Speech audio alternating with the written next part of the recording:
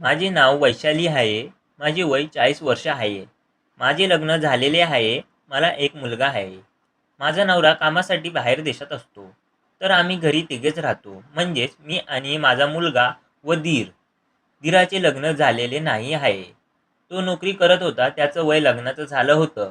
पण लग्न करण्यासाठी त्याला एकही मुलगी भेटत नव्हती. एके दिवशी माझा मुलगा मला सांगत होता, "आई, आमच्या शाळेतून आमची सहल जाणार आहे 4 दिवसासाठी."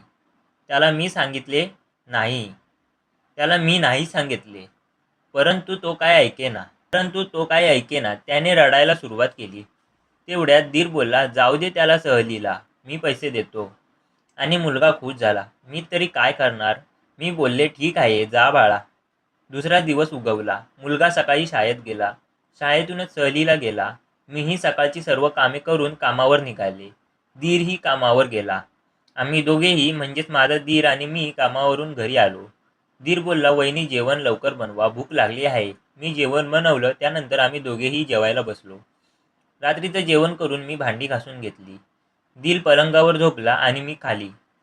अंथरूण पांघरून मी सुद्धा झोपली. परंतु मला काही झोप येईना, कारण मी एकटी आणि माझा दीर होता.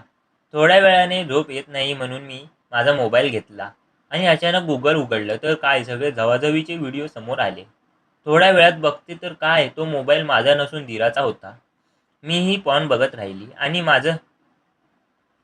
आणि माझंही त्यातच मन रमलं. थोड्या वेळाने मला सेक्सची खूप इच्छा व्हायला लागली.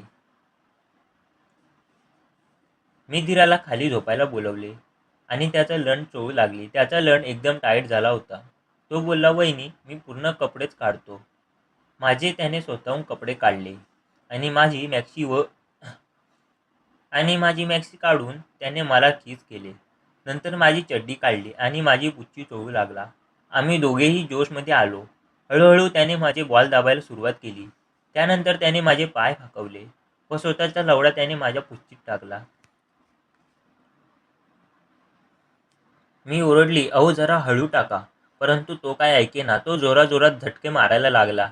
मलाही खूप आनंद झाला, कारण नवरा माझ्या घरी नसायचा आणि मला सेक्सची खूप इच्छा व्हायची. असंच रोज आम्ही करू लागलो. 4 दिवस झाले आम्ही करतच होतो. तितक्यात माझा मुलगा 4 दिवसांनी सहलीवरून घरी आला आणि आता आम्हाला सेक्स करणं खूप अवघड झालं होतं. त्यानंतर आम्ही कधीच सेक्स केलाच नाही.